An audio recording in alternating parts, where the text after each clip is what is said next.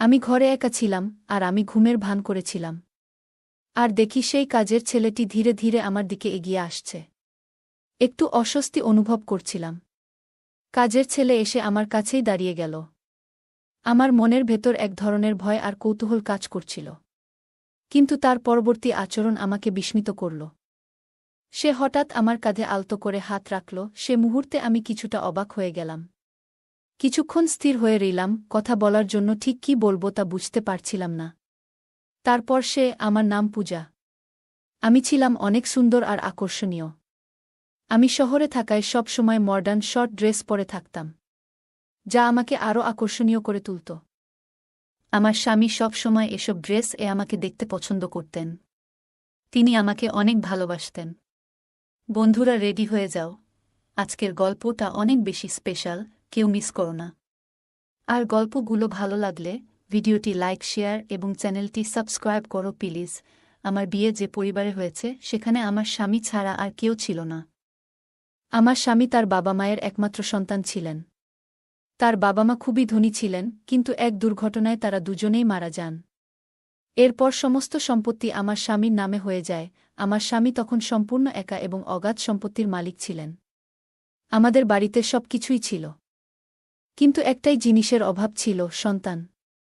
আমার স্বামী ব্যবসার কাজে খুব ব্যস্ত থাকায় এই বিষয়ে কখনো ভাবেননি। কাজের কারণে তিনি প্রায় বিদেশে থাকতেন। আমি বাড়িতে এক রানীর মতো থাকতাম। বাড়ির সব কাজের জন্য কর্মচারী ছিল, তাই আমাকে কিছুই করতে হতো না। দৈনন্দিন রুটিনের মতোই আমার স্বামী আমাকে জানালেন যে তিনি ব্যবসার কাজে বিদেশে যাচ্ছেন। তিনি বললেন, আজ রাতেই আমার ফ্লাইট, তুমি নিজের যত্ন নিও। সেই রাতেই আমার স্বামী বিদেশের উদ্দেশ্যে রওনা দিলেন। আমি রাতটি বেশ শান্তিতে কাটালাম। সকালে ঘুম ভেঙে আমি ঘরের বাইরে তাকিয়ে দেখি আমার ১৬ বছর বয়সী বাড়ির কাজের ছেলে রান্নাঘরে নাশতা বানাচ্ছে। যদিও তার বয়স ১৬, তবে তাকে বড়দের মতো দেখাচ্ছিল। সে দেখতেও অনেক সুন্দর ছিল। খুব মনোযোগ সহকারে সে তার কাজ করছিল। কাজ শেষ করেই সে নিজের ঘরে চলে যেত। তবে আমার মনের এক কোণে তার প্রতি একটা অদ্ভুত আকর্ষণ তৈরি হচ্ছিল। আমি একজন আধুনিক এবং রূপসী নারী ছিলাম। বেশিরভাগ সময় আমি একাকী থাকতাম, যা আমার জন্যে অনেক কষ্টের ছিল। আমার পোশাকগুলোও বেশ আধুনিক ছিল। অন্য কেউ হলে এতদিনে হয়তো আমার প্রতি আকৃষ্ট হয়ে পড়ত। আমি সব সময় ছোট পোশাক পরতে ভালোবাসতাম। কিন্তু আমার এই কাজের ছেলে কখনো আমার দিকে সেভাবে তাকাতই না, যা আমাকে কিছুটা অস্থির করে তুলেছিল। তখনও আমি ছোট পোশাক পরেই ছিলাম, আর পোশাক পাল্টানোর প্রয়োজনও মনে করিনি।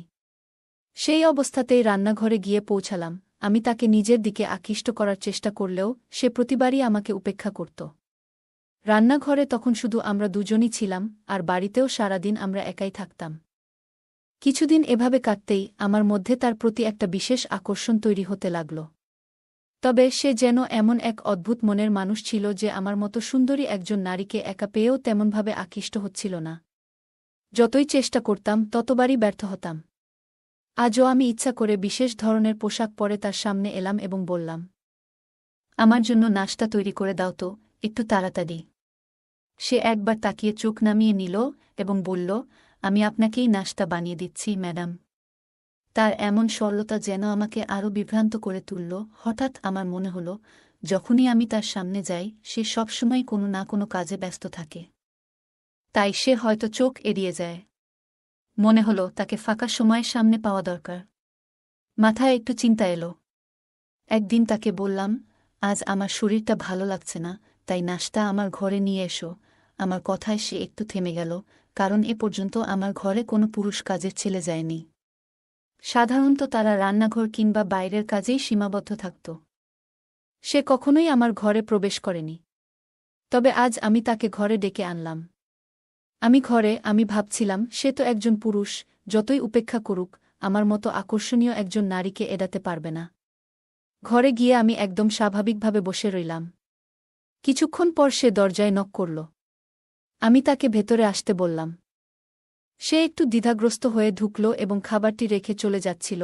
তখনই আমি তাকে থামিয়ে দিলাম। আমি তাকে বললাম, তুমি একা একা রান্নাঘরে এত কাজ করো, নিশ্চয়ই ক্লান্ত হয়ে পড়ো। তোমার সাহায্যের জন্য যদি আর কেউ দরকার হয় তবে আমাকে বলো।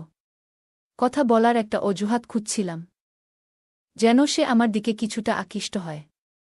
কিন্তু সে মাথা নিচু করে দাঁড়িয়ে থেকে বলল, না ম্যাডাম, আমার কোনো সমস্যা নেই। আগে বড় এক পরিবারে কাজ করেছি, যেখানে অনেকের জন্য খাবার বানাতে হতো। এখানে তো দুইজনের জন্যই করতে হয়, তাই আমার জন্য কাজ সহজ। এরপর আমি বললাম, একটা বিষয় আমাকে খুব ভাবায়। তুমি কি আমার একান্ত কথা শুনবে? সে কিছুটা বিস্মিত হয়ে আমার দিকে তাকাল। আমি বললাম, আমার স্বামী আমাকে সবসময় স্বাধীনতা দিয়েছেন, কিন্তু এই স্বাধীনতার অর্থ এতটা স্বাধীন ভাবিনি যে আমাকে বাড়ির যুবক কাজের লোকদের মাঝে একা রেখে তিনি চলে যাবেন। আমি বললাম, আমার স্বামী তোমার উপর এত বিশ্বাস করেন কেন? তোমার মধ্যে এমন কি আছে? আমার প্রশ্ন শুনে সে কিছুক্ষণ চুপ থাকল। তারপর বলল, এটা তো আপনার স্বামীই বলতে পারবেন।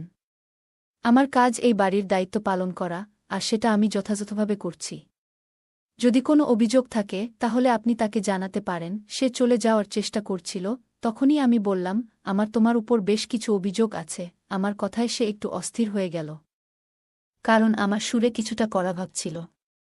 সে ভেবেছিল আমি হয়তো তার কাজ নিয়ে অসন্তুষ্ট, আসলে আমার মনোভাব অন্যরকম ছিল। সে চিন্তিত হয়ে বলল, আপনার কি অভিযোগ আছে আমার বিরুদ্ধে? আমি তো সবসময় চেষ্টা করি যাতে আপনাকে কোনো অসুবিধা না হয়। আমি বললাম, এই বাড়িতে রাতে একা থাকলে আমার একটু ভয় লাগে। আমি চাই আমার সঙ্গে একটি সাহায্যকারী থাকুক, কারণ বাড়ির সবাই কাজ শেষে কোয়ার্টারে চলে যায়। আমার কথা শুনে সে কিছুটা বিস্মিত হল। আমি ইচ্ছা করেই তাকে কিছুক্ষণ আমার ঘরে রাখতে চেয়েছিলাম, মনে মনে নিশ্চিত ছিলাম যে সে আমার দিকে বেশিক্ষণ তাকিয়ে থাকতে পারবে না। আমার সামনে খাবার ছিল, তবে তখন আমার মন সেই নতুন কাজের ছেলেটির দিকে চলে গিয়েছিল, যার বয়স মাত্র 16। আমাদের কথোপকথন চলছিল এবং হঠাৎ খেয়াল করলাম, তার দিকে তাকিয়ে থাকতে থাকতে আমার দৃষ্টি একসময় তার দিকে নেমে এলো। আমি একটু থমকে গেলাম। আমার এমনভাবে তাকানো দেখে ছেলেটি একটু অস্বস্তিতে পড়ল এবং কৌতূহলী চোখে তাকিয়ে বলল, ম্যাডাম, এসব বিষয়ে আপনার স্বামীর সঙ্গে শেয়ার করুন। এরপর সে দ্রুত ঘর থেকে বেরিয়ে গেল, আর আমি চুপচাপ বসে ভাবতে লাগলাম, যাকে এতদিন শুধু কাজের ছেলে ভেবেছিলাম, সে যেন সম্পূর্ণ আলাদা এক ব্যক্তিত্ব। এই চিন্তা আমার মাথায় ঘুরতেই থাকল। এরপর আমি নীরবে তাকে লক্ষ্য করতে শুরু করলাম। পরদিনও আমি তাকে আমার ঘরে আসতে বলার চেষ্টা করলাম, কিন্তু সে সোজাসাপটা বলে দিল, আমি বাজারে যাচ্ছি, তাই নাশতা বাইরে করে নিন। তার কথায় আমি অবাক হয়ে গেলাম। কেন যেন তাকে নিয়ে আর কোনো আদেশ দিতে পারছিলাম না। মাঝে মাঝে সে আমাকে লুকিয়ে দেখত। একদিন দুপুরে ঘুম থেকে উঠে মনে হলো তার জীবনটা কেমন তা জানার ইচ্ছে হলো। তাই আমি কোয়ার্টারের দিকে পা বাড়ালাম, কারণ সে কোয়ার্টারে থাকে। যেন দেখার চেষ্টা করি তার জীবনযাত্রা কেমন। জানতাম সে কোয়ার্টারেই থাকে। তাকে নিয়ে আমার কৌতূহল যেন দিন দিন বাড়ছিল। আমি তখন কোয়ার্টারের দিকে এগোচ্ছিলাম, হঠাৎ দেখলাম সে ধীরে দরজা বন্ধ করছে। আমি চুপচাপ দাঁড়িয়ে তার দিকে তাকিয়ে রইলাম। এরপর সে বাড়ির দিকে পা বাড়াল এবং সোজা আমার ঘরের দিকে হাঁটতে লাগল। সে আস্তে করে আমার ঘরের দরজা খুলল এবং ভেতরে ঢুকে গেল। আমার মন আতঙ্কে ভরে উঠল, কারণ সে নিশ্চয়ই বুঝে যাবে আমি ঘরে নেই। দ্রুত রান্নাঘরে গিয়ে লাইট জ্বালিয়ে পানির জগে পানি ভরতে লাগলাম। কিছুক্ষণ পরে সে আমাকে খুঁজতে খুঁজতে রান্নাঘরে চলে এলো। আমাকে দেখে বলল, আপনি এখানে? আপনাকে ঘরে না দেখে একটু চিন্তিত হয়ে পড়েছিলাম। আমি তাকে দেখে বললাম, তুমি কেন আমার ঘরে আমাকে খুঁজতে গিয়েছিলে? আমার প্রশ্নে সে হঠাৎ অপ্রস্তুত হয়ে গেল এবং গলা সামলে বলল, আসলে পানি নেওয়ার জন্যই গিয়েছিলাম। আজ জগে পানি রাখা ভুলে গিয়েছিলাম, তাই ভাবলাম একটা বোতল দিয়ে আসি। আমি তার দিকে তাকিয়ে রইলাম, কারণ আমি তো পানির জগটা আসলে শুধু একটা অজুহাত হিসেবে ব্যবহার করছিলাম। আমার ঘরে পানি আগে থেকেই ছিল। এরপর সে নীরবে নিজের কোয়ার্টারের দিকে ফিরে গেল। আর আমিও ঘরে ফিরে এসে দরজা বন্ধ করে চিন্তায় মগ্ন হয়ে রইলাম। এতদিন তাকে শুধু একজন কাজের ছেলের মতো দেখেছিলাম, যে সবসময় নিজের কাজ করত আর আমার সঙ্গে আমার চোখা এড়িয়ে চলত।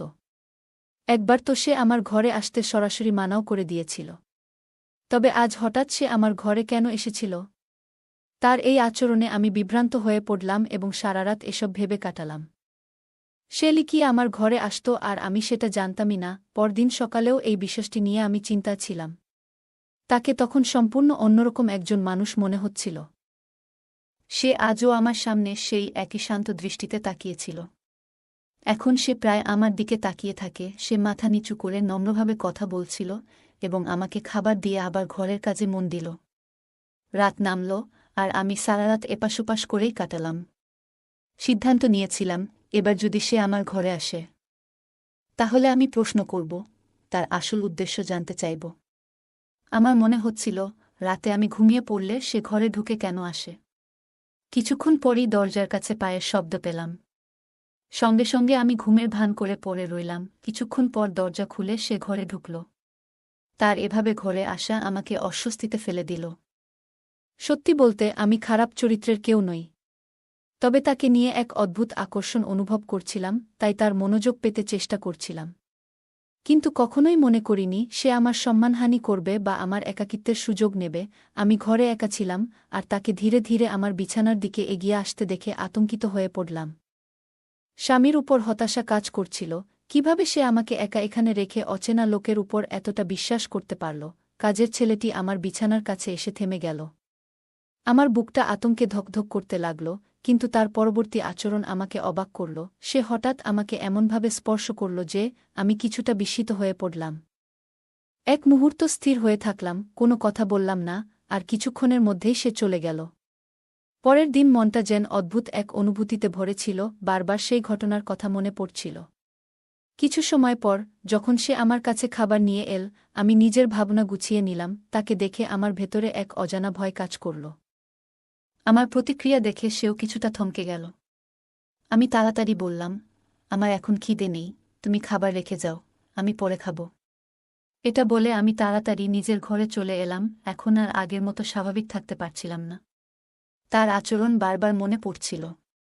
পরের রাতেও সে একইভাবে আমার ঘরে এলো এবং আমার বিছানার কাছে এগিয়ে এলো। আমি ঘুমের ভান ধরে পড়ে রইলাম। যদিও মনে মনে তার সাথে প্রশ্ন করতে চাইছিলাম, কিন্তু আমার মধ্যে যেন সেই সাহসটা খুঁজে পাচ্ছিলাম না।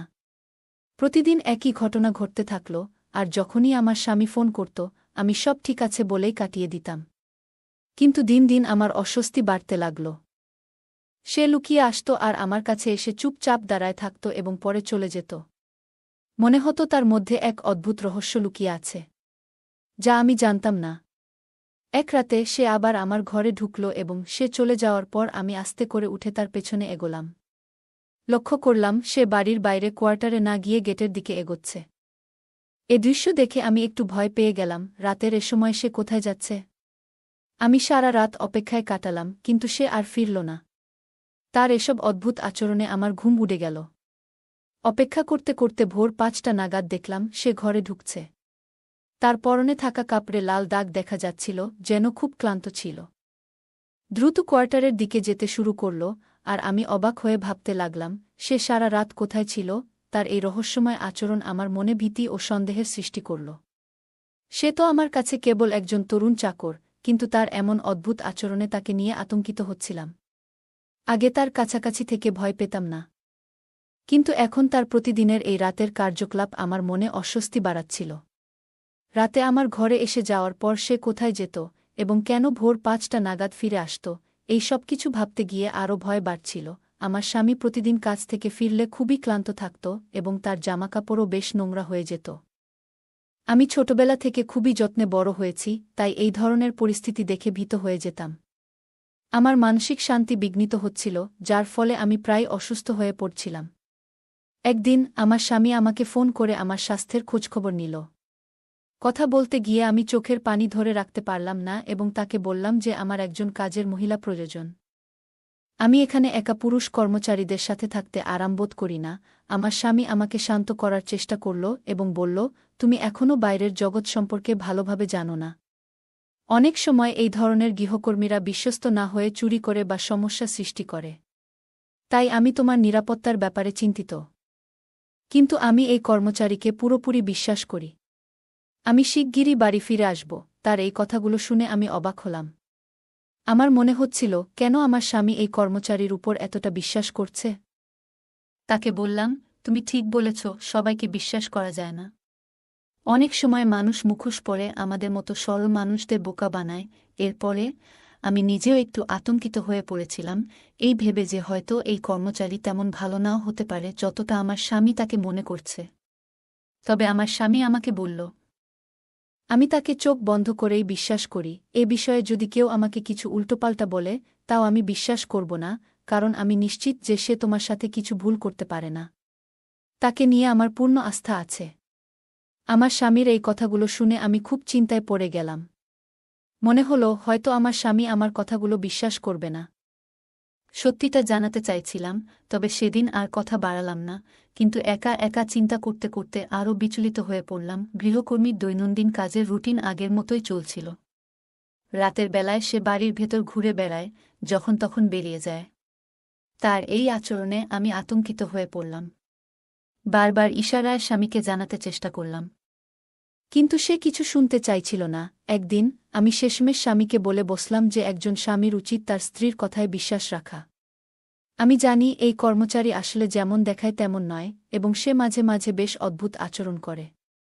আমার কথা শুনে স্বামী অবাক হয়ে বলল, কেন, সে এমন কি করে যা তোমাকে ভীত করে তুলছে?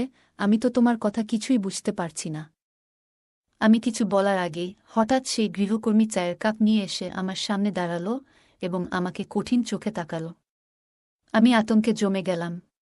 কথার প্রসঙ্গ পাল্টে তাড়াতাড়ি ফোন রেখে দিলাম। সেই চাকর এসে বলল, আপনার স্বামীর সাথে অকারণে এ ধরনের কথা বলে তাকে চিন্তিত করবেন না। যদি আমার উপর আপনার কোনো সন্দেহ থাকে, সরাসরি আমাকে জিজ্ঞাসা করুন। আমি তো কখনো আপনার সাথে খারাপ কিছু করিনি এবং সব সময় খুব নম্রভাবেই কথা বলেছি। আপনি নিশ্চিন্ত থাকুন, আমি আপনাকে কোনো ক্ষতি করব না। তার কথাগুলো নম্র শোনালেও আমি বুঝতে পারছিলাম সে আসলে আমাকে সতর্ক করছে যেন আমি আমার স্বামীকে কিছু না বলি। আমি চুপ করে থাকলাম। তার দৃষ্টি নিজের থেকে সরাতে বললাম, না, তোমার উপর সন্দেহ নেই, তবে একাকিত্ব ও ভয় আমায় কাবু করে ফেলছে। আমি একা থাকতে পারছি না, তাই চাইছি যেন একজন মহিলা সহকারী আমার সাথে থাকে। সে আমাকে এক ধরনের ভাবলেশহীন চোখে কিছুক্ষণ দেখে নিয়ে বলল, আপনি চিন্তা করবেন না। এখন থেকে আপনার আর ভয় লাগবে না। আমি নীরবে মাথা নাড়লাম, কিন্তু মনে মনে সিদ্ধান্ত নিলাম যে আমার স্বামীকে সব বলতেই হবে। এরপর থেকে গৃহকর্মী যেন আমাকে নজরে রাখার কাজ শুরু করল।